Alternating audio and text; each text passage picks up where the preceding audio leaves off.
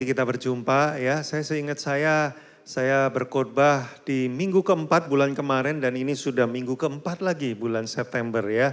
Waktu begitu cepat sekali, tapi saya ingin menyambut buat Bapak Ibu Saudara yang mungkin baru pertama kali mengikuti ibadah online dari Abba Love Ministries Jakarta Barat. Saya berdoa semoga sesi ini memberikan jamahan Tuhan, saudara merasakan ada pesan Tuhan yang mengubahkan untuk kehidupan Anda. Dan juga untuk setiap jemaat dari Abba Love Barat yang sudah dengan setia 1,5 tahun ini mengikuti ibadah online kita. Saya terus mengencourage untuk kita tetap setia, menguatkan hati dan iman kita di tengah masa-masa yang sukar dan tidak pasti ini. Kita terus mempertahankan iman kita dengan rutin terus mengikuti ibadah raya walaupun masih dengan online. Kita berdoa supaya dalam waktu segera kita bisa melakukan ibadah raya onsite. Ya, nah Bapak Ibu hari ini saya akan berbicara tentang sebuah topik yang berupa pertanyaan, haruskah saya berubah? Ya, kenapa ini penting sekali pertanyaan ini? Karena manusia itu sangat menyukai kenyamanan. Ya, manusia itu suka sekali dengan keadaan yang sudah pasti, tetap sudah bisa diprediksi, itu menimbulkan kenyamanan dan mereka suka tinggal di dalamnya. Itu sebabnya kita cenderung gak suka dengan yang namanya perubahan. Kalau ada sesuatu yang sudah rutin, sudah biasa, sudah nyaman, terus tiba-tiba tidak biasa gitu ya, berubah ya, sesuatu yang kita gak familiar, itu kita pasti terusik. Dan cenderungnya kita ingin kembali kepada keadaan yang nyaman tadi.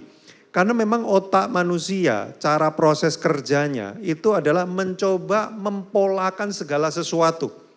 Ini memang sudah natur kita, segala sesuatu kita coba menemukan polanya supaya kita bisa memprediksi.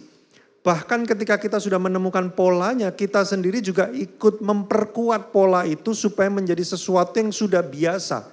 Makanya kalau kita lihat kehidupan kita dipenuhi dengan kebiasaan-kebiasaan. Betul ya Bapak Ibu Saudara ya.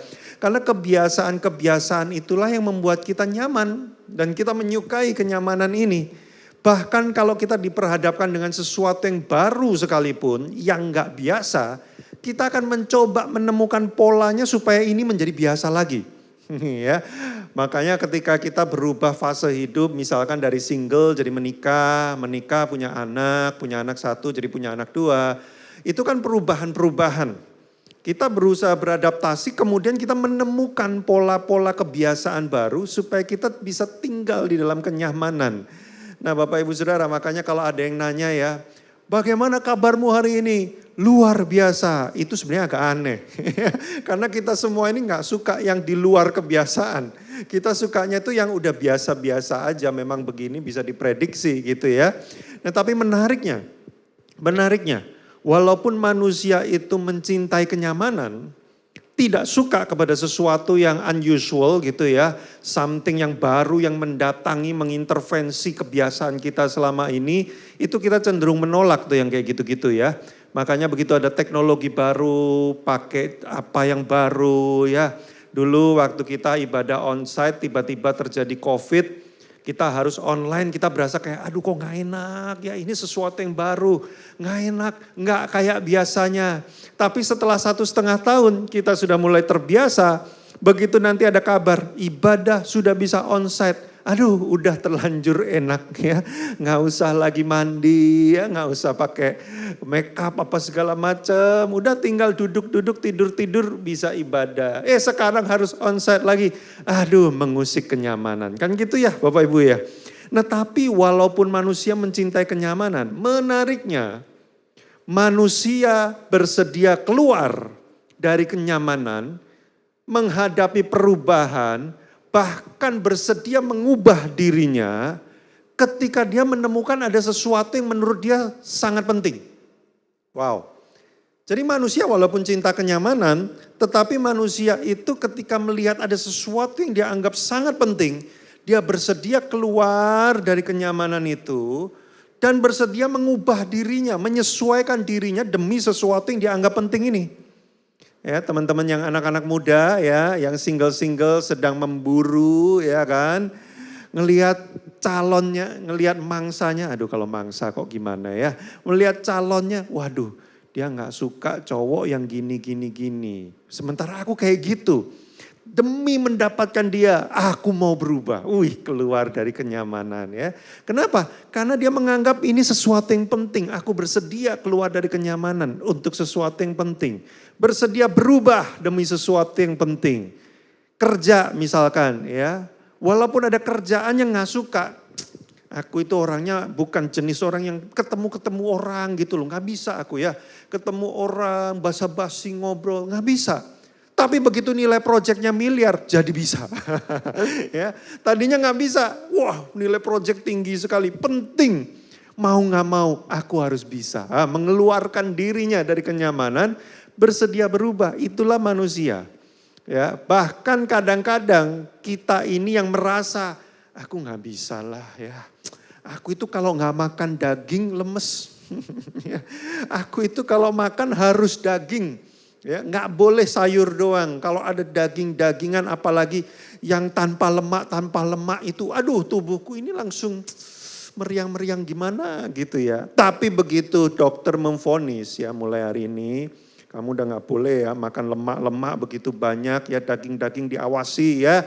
Tidak semua daging, terutama itu yang aduh ya, yang kenyul-kenyul itu ya, itu sudah nggak boleh lagi. Kalau kamu maksa, umurmu gak nyampe 6 bulan. Waduh, begitu dapat vonis begitu saudara ya.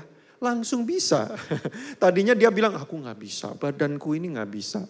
Begitu dapat vonis hidup dan mati, langsung bisa. Kenapa? Karena dia merasa itu penting. Dia keluar dari kenyamanannya demi sesuatu yang penting. Dia bersedia berubah demi sesuatu yang penting. Kak, aku itu olahraga itu gak bisa Kak ya. Aku tuh gak bisa yang keringetan gitu loh ya. Kalau aku keringetan itu langsung wah alergi lah apalah ya. Jadi aku olahraganya itu catur Kak. Duduk aja main catur itu kan masuk olimpiade Kak. Jadi saya anggap itu catur gitu olahraga ya. Nah Bapak Ibu Saudara, tapi begitu divonis kamu harus olahraga. Kalau gak olahraga berat badanmu gak turun, kamu gak bisa punya anak. Kamu pengen punya anak gak? Pengen. Seberapa pengen? Sangat pengen. Harus olahraga. Tiba-tiba bisa saudara.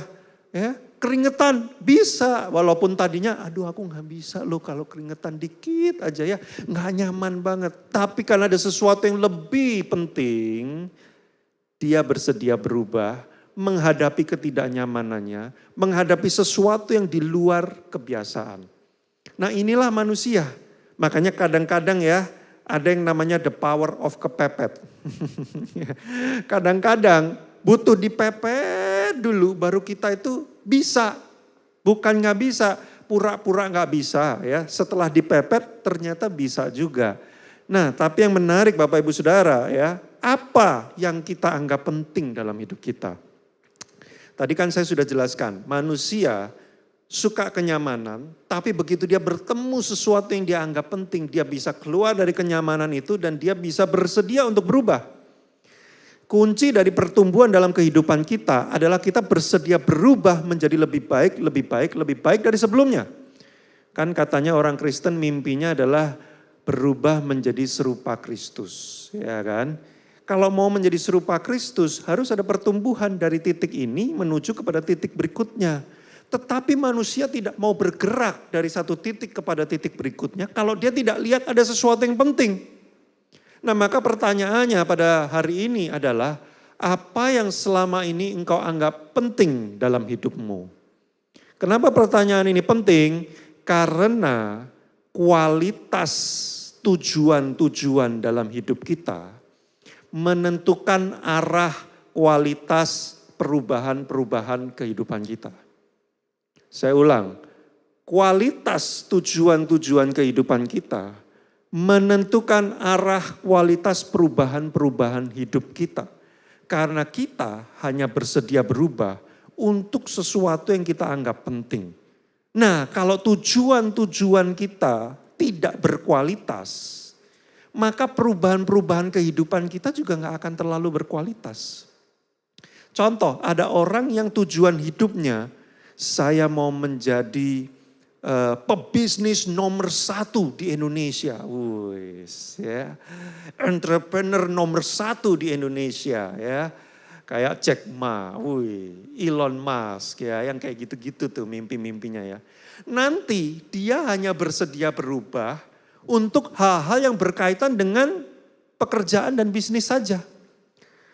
Masalah hubungan dengan istri atau dengan suami, dengan anak, dia gak mau berubah. Kenapa? Karena bukan itu yang penting bagi dia. Yang dia anggap penting adalah menjadi entrepreneur nomor 1 di Indonesia.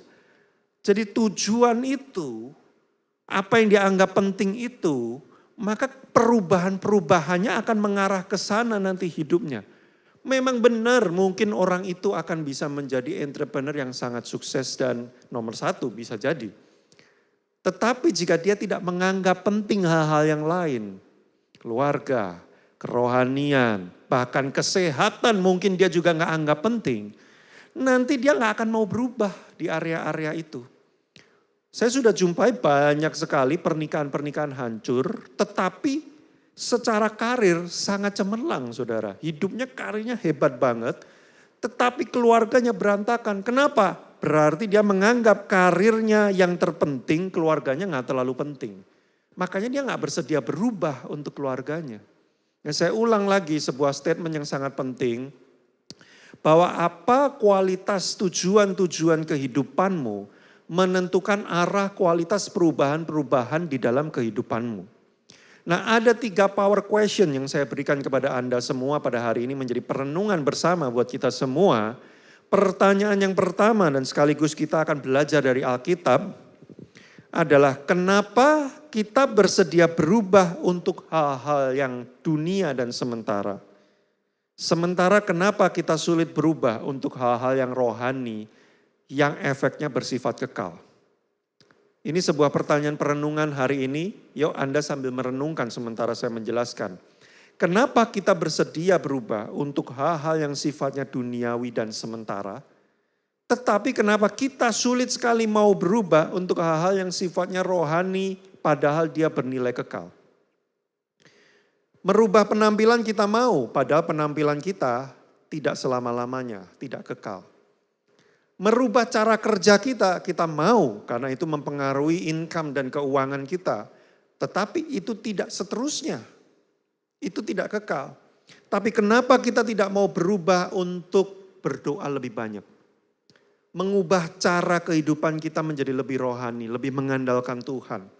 Mari kita buka di Filipi 3 ayat 13 Bapak Ibu. Paulus adalah orang yang mengalami perubahan terbesar di dalam hidupnya. Dan dia berkata di dalam Filipi 3 ayat yang ke-13 bunyinya. Saudara-saudara, aku sendiri tidak menganggap bahwa aku telah menangkapnya. Tetapi ini yang kulakukan. Nah, aku melupakan apa yang telah di belakangku dan mengarahkan diri kepada apa yang di hadapanku. Dan berlari-lari kepada tujuan untuk memperoleh hadiah, yaitu panggilan surgawi dari Allah dalam Kristus Yesus. Saudara harus tahu bahwa Paulus itu sebelumnya ketika dia masih menjadi Saulus, hidupnya sangat nyaman dan sangat enak. Dia orang yang terhormat, kemana-mana dia pergi orang menundukkan kepala karena dia salah satu anggota Sanhedrin dan dia adalah murid dari Gamaliel. Gamaliel adalah rabi Yahudi yang sangat dihormati sekali di kalangan petinggi-petinggi Yahudi.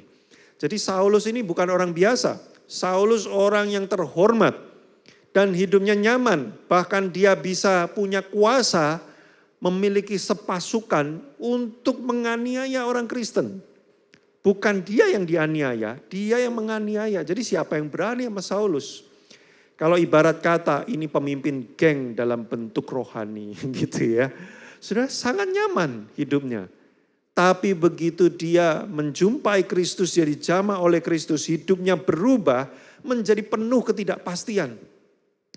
Dia sementara kadang bisa tinggal di rumah jemaat dijamu dengan enak, tapi sementara waktu dia bisa terombang-ambing di atas lautan gelap dan tidak jelas dia masih bisa hidup atau enggak.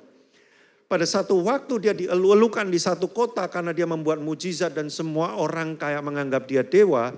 Di satu waktu dia bisa disiksa, disesah, dimasukkan dalam penjara yang lembab dan diancam hukuman mati. Hidupnya fluktuatif, naik turun, naik turun, naik turun, naik turun, penuh ketidakpastian. Tapi menarik dia bilang begini, aku melupakan apa yang dulu enak-enak itu. Dan aku menganggap yang sekarang ini justru adalah sesuatu yang aku kejar, yang aku terus buru. Maka bagi Paulus dia menganggap gini, yang ini yang penting. Yang dulu tidak penting. Itu sebabnya aku bisa beradaptasi dengan yang ini. Aku bisa berubah. Aku bisa menyesuaikan diri karena aku menganggap ini sesuatu yang penting. Bapak Ibu Saudara, kalau engkau menganggap Alkitab itu memang benar-benar diwahyukan oleh Tuhan, inspirasi ilahi. Kalau engkau benar-benar menganggap Tuhan itu hidup, Yesus itu hidup, dan engkau menganggap itu penting bagi kehidupanmu, maka engkau tidak akan lelah, engkau tidak akan terpaksa, engkau tidak akan berbeban berat ketika engkau harus menyesuaikan diri kepada kehidupan sebagai orang Kristen. Apa yang membuat kita tidak mau bergerak, kita nyaman saja karena kita tidak menganggap penting Tuhan. Kita tidak menganggap penting kekristenan. Kita tidak menganggap penting apa yang dikatakan oleh firman Tuhan. Buat kita lebih penting yang lain. Itu sebabnya mau enggak pola bisnis berubah. Oh oke. Ini pandemi semua serba online, perilaku market berubah. Aku mau berubah. Oke, kita coba cara-cara baru. Ya. Dalam hubungan mungkin masih ada orang-orang yang mau berubah. Ya aku mau deh pasanganku begini, kita perlu berubah. Oke kita adjust. Demi anak, oke demi anak aku mau berubah. Demi cem-ceman, wah ya. Demi gebetan, oke aku mau berubah. Ya, aku mau menghentikan kebiasaan-kebiasaan burukku. Demi Tuhan. Waduh, kalau disuruh berubah ya, harus bangun lebih pagi untuk berdoa, mesbah keluarga. Bapak Ibu Saudara, sebuah survei mengatakan hanya 23% keluarga Kristen yang memiliki persekutuan keluarga di rumahnya. Jadi kalau kita harus berubah, aduh mesbah keluarga udahlah gak punya waktu, udahlah gak usah lah. Berarti bagi Anda tidak terlalu penting. Padahal semua hal-hal yang rohani ini bernilai kekal. Dan Paulus menyadari itu. Saudara, saya bukan berarti mengatakan gini loh, olahraga gak penting, ya perubahan dalam bisnis gak penting. Ya, saya gak mengatakan itu. Semua perubahan yang sifatnya duniawi itu mungkin masih penting selama kita hidup di dunia, tapi terbatas. Makanya Paulus pernah bilang, latihan badani itu terbatas. Bukan gak berguna, terbatas. Ya. Olahraga, bodybuilding, badan lebih sterek, itu bukan gak berguna, itu berguna. Tapi terbatas. Tapi Paulus bilang, ibadah adalah bernilai kekal. Waktu kita membangun kehidupan rohani kita, itu urusannya bukan cuma hari ini, tapi seterusnya kepada kekekalan. Tapi kalau cuma membangun badan kita, ya urusannya hari ini dan sepanjang kita masih hidup. Nanti setelah kita mati udah gak ada urusan yang sterek atau yang kayak saya sih masih oke-oke aja masuk surga. Ya. Tapi kalau bicara kerohanian itu nilainya sampai kekal. Nah maka pertanyaan saya yang pertama adalah kenapa kita bersedia menyesuaikan diri berubah demi hal-hal yang dunia yang bersifat sementara. Tapi kenapa kok kita tidak mau berubah untuk hal-hal yang rohani, yang nilainya kekal? Itu pertanyaan pertama, power question saya. Yang kedua, power question yang kedua adalah, apakah yang selama ini kita anggap penting, itu juga dianggap penting oleh Tuhan? Saya ulang, apakah yang Anda anggap penting hari ini, itu juga penting bagi Tuhan. Saudara, saya sangat mengalami perubahan ketika satu waktu dulu tuh saya, karena pekerjaan saya ini kan trainer ya. Saya trainer kecerdasan emosi, memberikan pelatihan, coaching tentang EQ atau emotional intelligence, kecerdasan emosi. Waktu saya pertama kali memulai karir ini sekitar tahun 2008 saudara.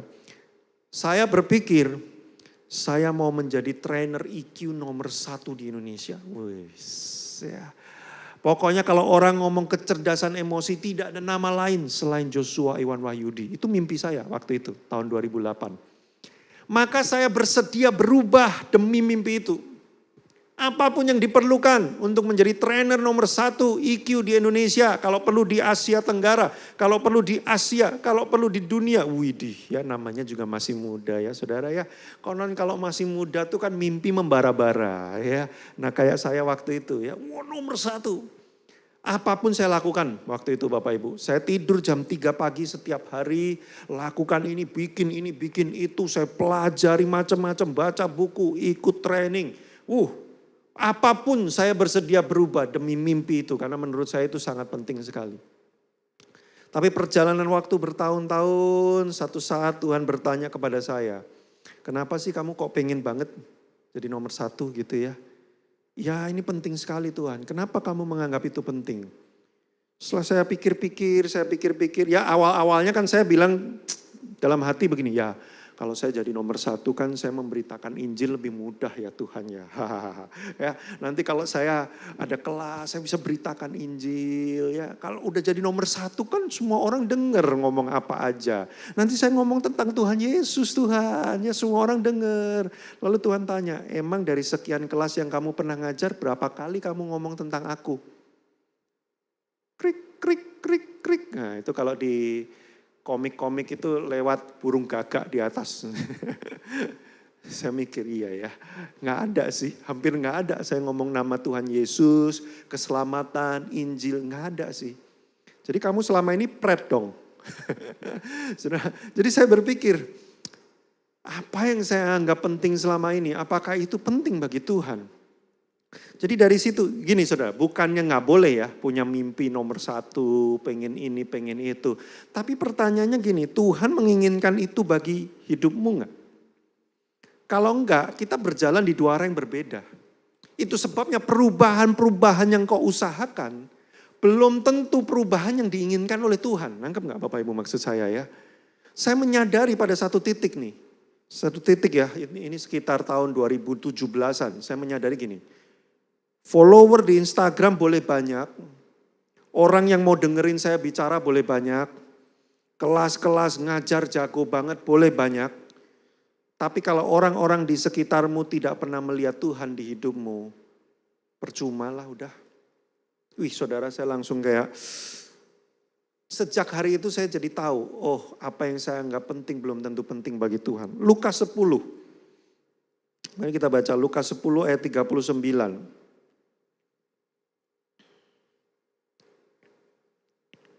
Kita udah familiar dengan cerita ini ya, Maria dan Marta. Perempuan itu mempunyai seorang saudara bernama Maria. Maria ini duduk dekat kaki Tuhan dan terus mendengarkan perkataannya. Sedang Marta sibuk sekali melayani. Ini bukan cuma bicara tentang pelayanan. Sibuk sekali bekerja, workaholic. Sibuk sekali pelihara cupang. Enggak lah ya, pelihara cupang boleh ya, hobi ya.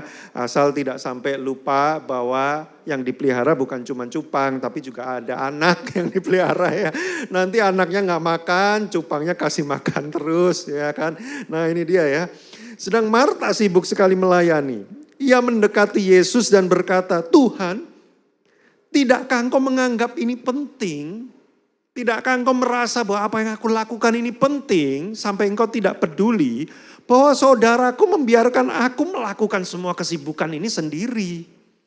Bahwa ya suruh Maria itu bantu saya gitu ya.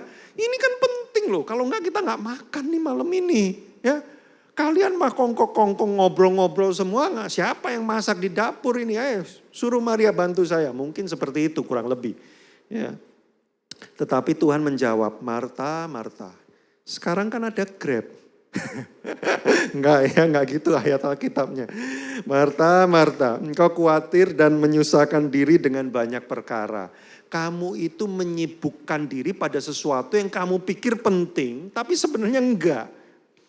Tetapi hanya ada satu saja yang penting untuk saat itu loh. Saya enggak bilang untuk seterusnya, untuk detik kondisi situasi saat itu. Yang penting bagi Tuhan adalah Maria telah memilih bagian yang terbaik yang tidak akan diambil daripadanya, yaitu apa? Mendengar suara Tuhan, bersekutu dengan Tuhan, menikmati fellowship and relationship yang dekat dengan Tuhan. Itu rupanya yang dianggap Tuhan penting saat itu. Kalau urusan makan nanti gimana, pesen Grab dan Gojek aja bisa. Ya waktu itu sih nggak ada ya. Tapi itu kurang lebih maksudnya seperti itu. Bapak Ibu, kita seringkali menyibukkan diri pada sesuatu yang kita anggap penting. Dan kita mengubah, menyesuaikan diri kita, beradaptasi demi sesuatu yang kita anggap penting itu. Tapi sebenarnya Tuhan belum tentu mau kita ke sana. Bukan perubahan itu yang dia inginkan. Dia menginginkan perubahan yang lain, tapi kita nggak ngerti karena kita nggak anggap itu penting. Makanya sudah banyak-banyaklah berdoa. Kalau ada intimate worship, diajakin di broadcast, ikutlah Bapak Ibu Saudara. Kenapa? Karena itu bukan acara. Itu kadang-kadang kita itu butuh waktu sela 20 menit. Retreat. Untuk mendengar Tuhan apa yang penting ya hari ini yang aku harus lakukan. Ini. Sehingga perubahan-perubahan hidup kita sesuai dengan apa yang Tuhan mau. Saudaraku, tidak semua pelayanan itu dianggap penting bagi Tuhan loh. Mungkin statement saya ini agak ekstrim. Tapi saya beritahu, tidak semua pelayanan itu dianggap penting bagi Tuhan. Kalau timing dan konteks situasinya tidak tepat. Saudaraku, ketika keluargamu, istrimu, suamimu, anakmu sedang burn out dan membutuhkan kehadiranmu. Tapi engkau memilih meeting untuk sesuatu yang sebenarnya engkau bisa delegasikan kepada orang lain. Ini meeting demi kerajaan Allah. Loh emang suami istrimu tuh bukan kerajaan Allah ya? Kerajaan setan gitu. Lu tinggalin. Ini kerajaan Allah, ini penting. Aku meetingnya ini penting banget nih. Kalau enggak pekerjaan Tuhan akan terbengkalai. Widih dahsyat. Ya. Lah emang anakmu itu bukan pekerjaan Tuhan. Itu bukan kerajaan Allah.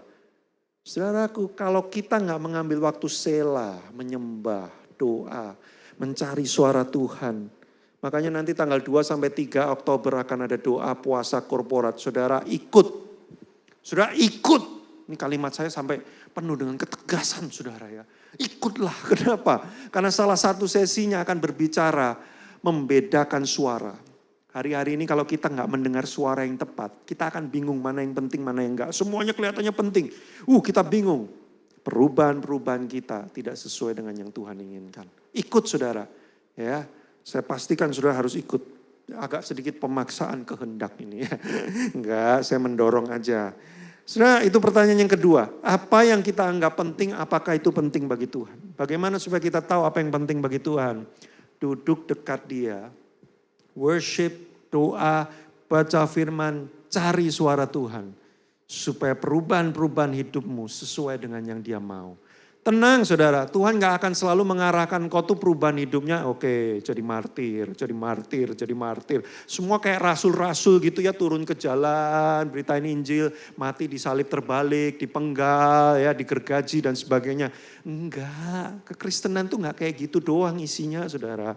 Tuhan juga pengen kau berubah dalam cara bisnismu, kebahagiaan pernikahanmu, karirmu. Dia pengen.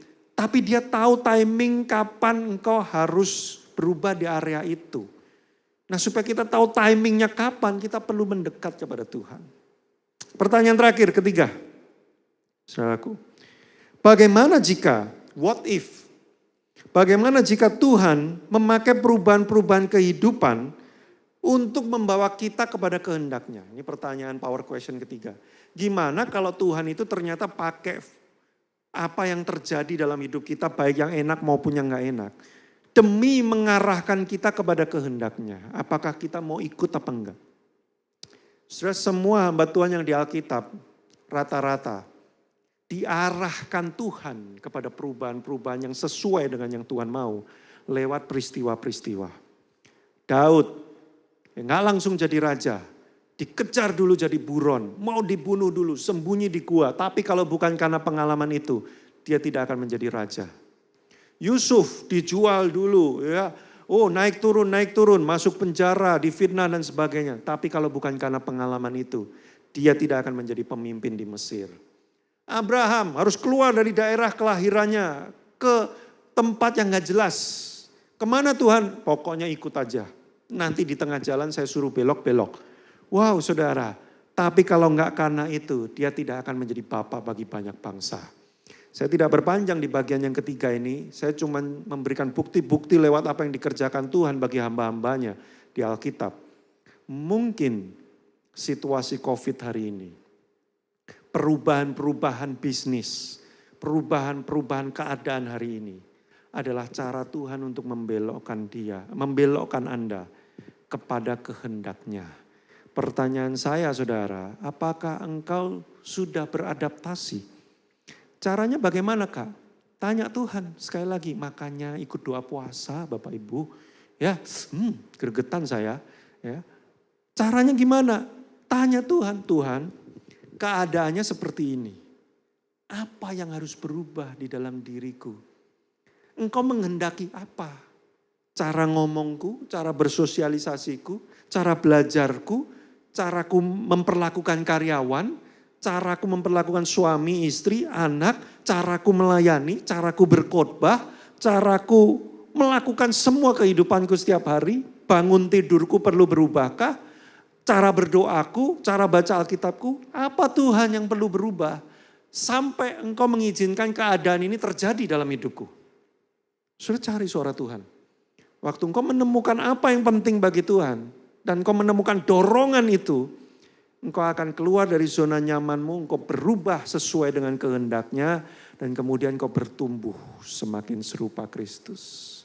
Maka pertanyaan saya adalah, haruskah saya berubah? Tidak ada jawabannya, karena perubahan itu bukan sebuah keharusan. Perubahan itu adalah sebuah natur alami. Orang yang hidup, dia harus terus-menerus mengalami perubahan. Semakin baik daripada sebelumnya. Hanya orang yang mati yang berhenti berubah. Dan kalau Anda masih bisa ikut ibadah online ini, melihat wajah tampan saya, berarti Anda masih hidup. Teruslah berubah, tetapi berubah sesuai dengan kehendak Tuhan. Bagaimana caranya? Cari Dia, dengar suaranya, cari kehendaknya.